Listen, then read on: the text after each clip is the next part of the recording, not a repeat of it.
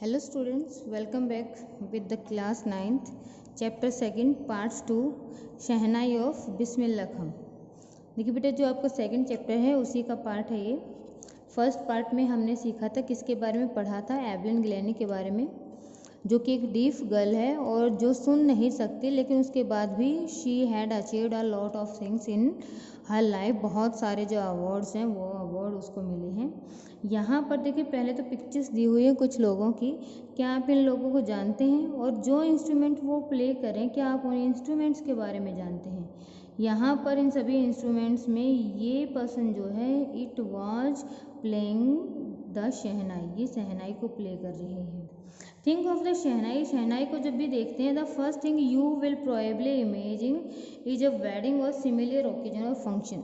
जब भी शहनाई की बात होती है तो हमें क्या याद आता है कि या तो किसी शादी की या किसी शादी जैसे ही किसी ओकेजन की या फंक्शन की हमें याद आती है।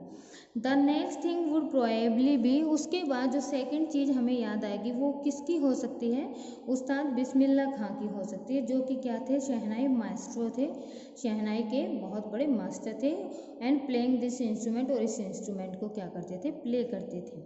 अब देखिए बेटा, इस चैप्टर में 2 पार्ट्स है। सबसे पहले शहनाई कैसे बनी, और सेकेंडली क्या है, शहनाई को कहाँ पर उसका जो डिफरेंट इंस्ट्रूमेंट्स हैं किसके म्यूजिक के, उसमें एक स्पेशल प्लेस शहनाई को दिलाने में किसने सबसे ज़्यादा मेहनत की, और उनके लाइफ के बारे में, उस्ताद बिस्मिल्लाह खां के बारे में और शहनाई के बारे में, दोनों के बारे में इस चैप्टर के अंदर हम पढ़ेंगे।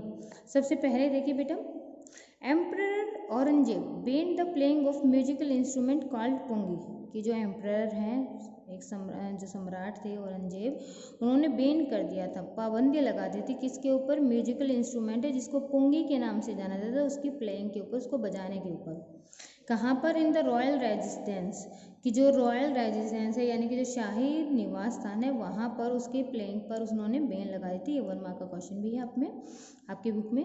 For he had a Cyril unpleasant sound, और उसकी प्लेइंग पर उन्होंने रोक क्यों लगाई थी? Why he ban? Because it has a shrill, shrill का मतलब तीखी, अनप्लीजेंट, अनप्लीजेंट, प्लीजेंट जो खुशी दे, अनप्लीजेंट जो खुशी ना दे, ऐसे साउंड वाली उसकी ऐसी साउंड थी पुंगी की, इसलिए pungi became the general name for the reeded noise maker. अब जो पुंगी वर्ड है ये जर्निक नेम बन गया था। जर्निक यानी कि उसके ग्रुप को, यानी कि जब भी पुंगी का नाम आता है तो जर्नली उसको क्या मानते हैं कि एक रीडिड होता है, एक रीड, एक खोखली सी एक क्या है, इंस्ट्रूमेंट है जो सिर्फ क्या करता है? नॉइस मेक करता है, सिर्फ आवाज़ पैदा करता है। फ्यू हैड थॉट, बहुत ही कम लोगों ने सोचा था, that it would one day B revived, कि एक दिन ऐसा आएगा जब शहनाई को रिवाइव कर देना, दोबारा से जीवित कर देना, उसको दोबारा से रिवाइव किया जाएगा।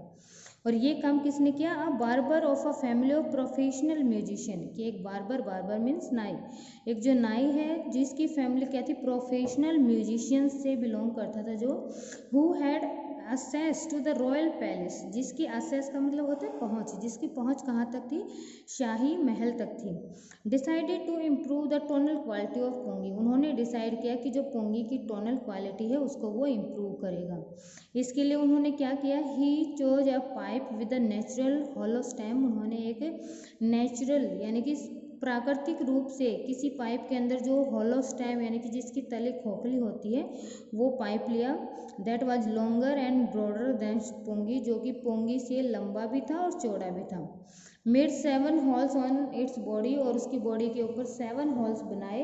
Van he played on it, और जब वो उसको प्ले करता था, closing and opening of some of these holes, उन होल्स में से कुछ को ओपन करके कुछ को क्लोज करके जब वो उसमें से आवाज़ निकालता था, soft and melodious sounds were produce. Soft का मतलब होता है बिल्कुल मुलायम सी, मेलोडियस स्वीट सी जो आवाज़ है, वो आवाज़ उसके अंदर से आने लगी। He played the instrument before the royalty, अब जो बार्बर है उसने उस इंस्ट्रूमेंट को रॉयल्टी यानी कि महाराज के आगे शाही दरबार में बजाया। एवरीवन वाज सरप्राइज्ड, हर कोई ये हैरान था। The instrument was so different from pungi that had to be given a new name, अब जो ये इंस्ट्रूमेंट था ये पुंगी से इतना ज़्यादा डिफरेंट था कि इसको एक नया नाम दिया गया। और ये नया नाम एज द स्टोरी गो, जैसे कि अभी अभी आपने कहानी सुनी, it was first played in the Shah chamber, ये सबसे पहले कहाँ पर? शाही दरबार में बजाया गया था। शाह चैम्बर में बजाया गया था एंड वाज प्लेड बाय अ नाई, और इसको सबसे पहले नाई ने बजाया था। द इंस्ट्रूमेंट वॉज कॉल्ड शहनाई, इसीलिए इस इंस्ट्रूमेंट को क्या नाम दे दिया गया, शहनाई नाम दे दिया गया। ये दोनों की पिक्चर्स दी हुई है, ये शहनाई की picture and it is pungi. The sound of shehnai began to considered auspicious, auspicious होते हैं अब गुड फॉर्चून। अब जो शहनाई है उसकी आवाज़ को क्या माना जाने लगा, शुभ माना जाने लगा। As for this reason it is still played in the temple and in the indispensable component of north Indian wedding, और इसी रीजन से अब इसको मंदिरों में बजाया जाता है, और इसका एक बहुत ही इंडिस्पेंसिबल का मतलब होता है बहुत ही ज़्यादा महत्वपूर्ण कंपोनेंट यानी कि हिस्सा बन चुकी है ये किसकी, नॉर्थ इंडियन जो वेडिंग होते हैं, उत्तरी भारत में जो शादियां होती हैं उन शादियों का ये बहुत ही इम्पोर्टेंट हिस्सा बन चुकी है, जिसके बिना काम पूरा नहीं होता। इन द पास्ट में शहनाई वॉज द पार्ट ऑफ नौबत। अब जो शहनाई है, पहले शहनाई क्या थी, पुंगी थी, तो पुंगी को क्या माना जाता था, नौबत माना जाता था। Traditionally assemble of 9 instrument found at the royal court, और उसको जगह भी नहीं मिली थी कहाँ पर, जो रॉयल कोर्ट है उसमें जो 9 इंस्ट्रूमेंट बजाए जाते थे उसके अंदर उसको जगह भी नहीं मिली थी। Till recently it was use only in temple and wedding, अब तक भी इसका यूज मंदिरों में और कहाँ पर, शादियों में होता था।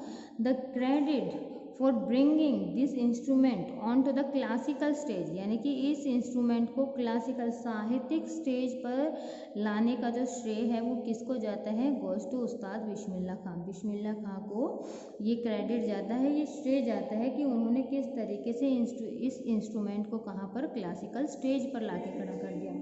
अब यहाँ पर स्टोरी दी हुई है किसके बारे में, बिस्मिल्लाह खां के बारे में, उनकी लाइफ के बारे में बताया गया है।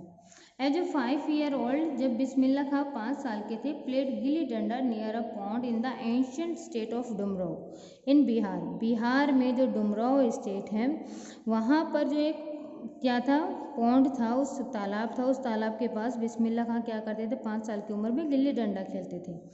ही would regularly go to the nearby Bihari ji temple to sing Bhojpuri chaita, at the end of which he would earn a big laddu weighing 1.25 kg। उस क्या करते थे, नियरली अब हर रोज़ वो क्या करते, वहाँ पर उस पॉन्ड के पास खेलते, उस पॉन्ड के पास में ही क्या था, एक बिहारी जी का मंदिर था, और उस मंदिर में वो जाते थे सिंग करने के लिए, गाने के लिए भी और सुनने के लिए, जो भोजपुरी चेता होता है उसको सुनने के लिए जाते थे। और उस गाने के अंत में वहाँ के जो लोकल महाराजा थे वो प्राइज के तौर पर, इनाम के तौर पर एक बड़ा सा लड्डू क्या करते थे, वो बांटते थे हर किसी को, और उस जो है लड्डू का वेट कितना था, 1.25 kg, यानी कि 1.5 किलो का या 1.25 किलो का जो है वो लड्डू डिस्ट्रीब्यूट करते थे। दिस हैपन्ड 80 ईयर्स एगो, ये घटना कब की है, 80 साल पहले की है। आप बिस्मिल्लाह खां बूढ़े हो चुके हैं, 80 साल के हो चुके हैं। The little boy has travelled far to earn the highest civilian award in India, the Bharat Ratna. अब 80 साल की उम्र में उन्हें क्या मिल चुका है, उन्हें बहुत ज़्यादा ट्रैवल करना पड़ा क्या करने के लिए, जो भारत का हाईएस्ट सिविलियन अवार्ड है, और उस अवार्ड का क्या नाम है, भारत रत्न। भारत रत्न उन्हें प्राप्त करने के लिए बहुत ज़्यादा उन्हें ट्रैवल करना पड़ा, बहुत ज़्यादा संघर्ष करना पड़ा है। बोर्न ऑन 21 मार्च 1916, यानी कि बिस्मिल्लाह खां का जन्म कब हुआ, 21 मार्च 1916 को इनका जन्म हुआ। Bismillah belongs to a well known family of musician from Bihar, Bihar की एक जानी मानी जो म्यूजिशियन फैमिली है, जो संगीतकारों का परिवार है, उनसे बिलोंग करते थे। हिज ग्रैंडफादर, उसके जो दादाजी थे, Rasool Bakhsh Khan was the shehnai nawaz of the Bhojpuri king court, जो भोजपुरी किंग थे उनके कोर्ट में, उनके दरबार में शहनाई प्लेयर थे। हिज फादर पैगम्बर बख्श, उसके जो पापा हैं पैगम्बर बख्श, और जो दूसरे पैटर्नल एंसेंटर थे were also great shehnai player, वो भी क्या थे, बहुत बड़े बड़े क्या थे, शहनाई प्लेयर थे, वो भी क्या करते थे, शहनाई को बजाने का ही काम करते थे। The young boy took to music early in her life, इसीलिए क्योंकि उसकी मम्मी, उसके जो पापा हैं, दादा हैं, या दूसरे जो उसके एंशेंटर्स हैं फादर की साइड से, वो सभी म्यूजिक बजाते थे, शहनाई बजाते थे, इसलिए उन्हें म्यूजिक अपने जीवन के प्रारंभिक वर्षों में ही मिल गया। At the age of 3 his mother took him to his maternal uncle, maternal का मतलब क्या होता है, मामा जी के घर लेके गई, कहाँ पर, बनारस में, जिसको अब वाराणसी के नाम से जाना जाता है। Bismillah was fascinating watching his uncles practice the shehnai. अब जो बिस्मिल्लाह है फैसिनेट होके मतलब आकर्षित होके, ललायत होके अपने अंकल्स को देखता था क्या करते हुए, शहनाई की प्लेइंग करते हुए, शहनाई बजाते हुए। सून बिस्मिल्लाह स्टार्टेड अकम्पनिंग हिज अंकल, जल्दी ही बिस्मिल्लाह खान ने अपने अंकल को अकम्पनी करना, उनके साथ आना जाना शुरू कर दिया। अली बख्श, जो अली बख्श हैं, to Vishnu temple of Banaras where Bakhsh was employed to play the shehnai. अब जो अली बख्श है वो विष्णु टेम्पल में जाते थे बनारस के, क्या करने के लिए, शहनाई बजाने के लिए, क्योंकि वहाँ पर उसको अपॉइंट किया गया था, एम्प्लॉय थे वो वहाँ पर शहनाई बजाने के लिए अपॉइंटेड किया गया था उन्हें। Ali Bakhsh would play shehnai and Bismillah Khan would sit captivated for hours on the end. Ali Bakhsh क्या करते वहाँ पर शहनाई बजाते और बिस्मिल्लाह खान सिट कैप्टिवेटेड होते हैं बिल्कुल मंत्रमुग्ध होकर घंटों तक वहाँ बैठे रहते। Slowly he started getting lessons in playing the music. अब धीरे धीरे करके उन्हें भी इस इंस्ट्रूमेंट को बजाने की शिक्षा दी जाने लगी। Would still practicing throughout the day, वो पूरा दिन प्रैक्टिस करते, क्या करने के लिए, उस इंस्ट्रूमेंट को बजाने के लिए। For years to come the temple of Balaji Mangala Maiya and on the bank of Ganga. अब देखिए इस कई सालों तक इस बच्चे ने क्या किया, बालाजी जो मंदिर है उस मंदिर में, मंगला मैया के मंदिर में, और जो गंगा नदी का किनारा है वहाँ पर, ये तीनों जगह क्या थी, यंग अप्रेंटिस के लिए, यानी कि जो युवा शिष्य था उसके फेवरेट हांट्स का मतलब तो प्लेस, जगह बन गई थी। Where he would practice in solitude, जहाँ पर वो एकांत में रहकर क्या करता था, प्रैक्टिस करता था किसी भी काम को करने की। The flowing water of Ganga, क्या बताया कि जो गंगा नदी का बहता हुआ पानी था, inspired him to improvise and invent ragas, वो उसको इंस्पायर करता था क्या करने के लिए, उसकी जो शहनाई की प्लेइंग वो करे, उसको उसकी टोनल क्वालिटी को इम्प्रूव करना, नए नए राग बनाना, इन चीज़ों को इन्वेंट करने में वो जो गंगा नदी का बहता हुआ पानी था वो उसको प्रेरणा देता था। That was earlier considered to be beyond the range of शहनाई, वो सभी राग जो अब तक शहनाई की पहुँच से बाहर थे, उन सभी की इंस्पिरेशन उन्हें कहाँ से मिली, गंगा नदी के बहते हुए पानी से मिली थी। जब at the age of 14 Bismillah Khan 14 साल के हो गए, he accompanied his uncle to Allahabad music conference, तो वो अपने अंकल के साथ इलाहाबाद का जो म्यूजिक कॉन्फ्रेंस था, सभा थी, वहाँ पर गए। At the end of his recital, और अपने रिसाइटल यानी कि जो उन्हें बजाना था, अपने रिसाइटल के बाद उन जो उस्ताद फैजे खां हैं, पैटेड द यंग बॉयज बैक, वो यंग लड़के की जो कमर है उस कमर को थपथपाते हैं और क्या कहते हैं, work hard and you shall make it, मेहनत करो और तुम इस चीज़ को निसंदेह प्राप्त कर लोगे। विद द ओपनिंग ऑफ, अब जब 1938 में ऑल इंडिया रेडियो लखनऊ में जब ओपन हुआ तो ये बिस्मिल्लाह खां के लिए सबसे बड़ा ब्रेक था। He soon became an often heard shehnai player on radio, अब शहनाई पर सबसे ज़्यादा सुने जाने वाला जो प्लेयर था वो कौन थे, बिस्मिल्लाह खां ही थे। वैन इंडिया गेन इंडिपेंडेंस, और जब 15 अगस्त 1947 को इंडिया को क्या मिली, इंडिपेंडेंस मिली, Bismillah Khan became the first Indian, तो वो पहले भारतीय थे जिन्होंने ग्रीट किया, वेलकम किया, किसको, नेशन को, किसके साथ, विद हिज शहनाई, अपनी शहनाई के साथ। He poured his heart out into the raga Kafi from Red Fort to an audience which include Pandit Jawaharlal Nehru, who later gave his famous Trust with Destiny speech। अब जब उनको मौका मिला क्या करने के लिए, देश को संबोधित करने के लिए, तो उन्होंने अपना हृदय उड़ेल के रख दिया, प्योर करना, उड़ेल देना, डाल देना, सारा हृदय उड़ेल दिया, किसमें, राग काफ़ी को गाने में। जो रॉयल रेड फोर्ट है, रेड फोर्ट के ऊपर उन्होंने अपनी इस राग काफ़ी को यानी कि इस राग को गाया, और उनकी ऑडियंस में कौन कौन इंक्लूड था, पंडित जवाहरलाल नेहरू, जो कि बाद में जिन्होंने बहुत ही फेमस जो अपनी स्पीच है ट्रस्ट विद डेस्टिनी को दिया वहाँ पर। Bismillah Khan has given many memorable performances, Bismillah Khan ने इसके अलावा बहुत सी यादगार परफॉर्मेंस दी हैं, कहाँ पर, बहुत इन इंडिया, भारत में भी और अब्रॉड में भी। His first trip abroad was to Afghanistan, उनका जो पहला ट्रिप है वो कहाँ पर था, अफगानिस्तान के लिए था, विदेश में जब वो गए अपने देश को छोड़कर पहली बार तो अफगानिस्तान में गए थे। वेयर किंग जाहिर शाह, जहाँ पर जो किंग शाह जाहिर शाह है, was so taken in by the maestro that he gifted him priceless Persian carpet and other souvenirs. कि जो वहाँ के किंग थे जाहिर शाह, वो इनके म्यूजिक इंस्ट्रूमेंट से इतने ज़्यादा इफेक्टेड हुए, इतने ज़्यादा प्रभावित हुए कि उन्होंने इन्हें प्राइसलेस बहुमूल्य पर्शियन जो कारपेट हैं, जो दरिया होती हैं, कारपेट्स हैं, वो दिए। और इसके अलावा दूसरे सोविनियर्स होते हैं, दूसरे मेमोरिएबल चीज़ें, दूसरे जो यादगार चीज़ें हैं, वो यादगार चीज़ें उन्हें भेंट स्वरूप दी। The king of Afghanistan was not the only one to be fascinated with बिस्मिल्लाह's music। सिर्फ अफ़गानिस्तान के राजा ही ऐसे नहीं थे जो बिस्मिल्लाह खां के म्यूजिक से फैसिनेटेड हुए हों, उनसे प्रभावित हुए हों।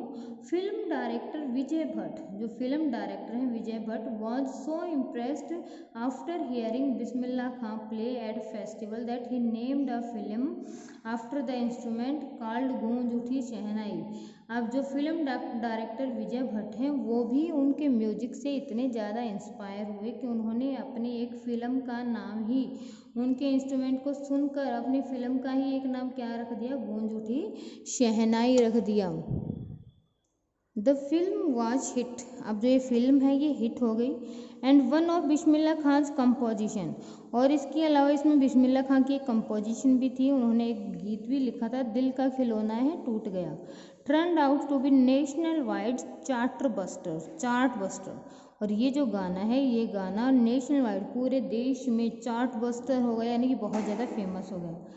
डिस्पाइट इसके अलावा that this huge success to the क्या सैल्यूड वर्ल्ड, यानी कि ये जो चमकदार या फैसिनेटिंग जो वर्ल्ड था, इस वर्ल्ड में इतनी ज़्यादा सफलता के बाद भी Bismillah Khan ventures in the film music were limited in 2।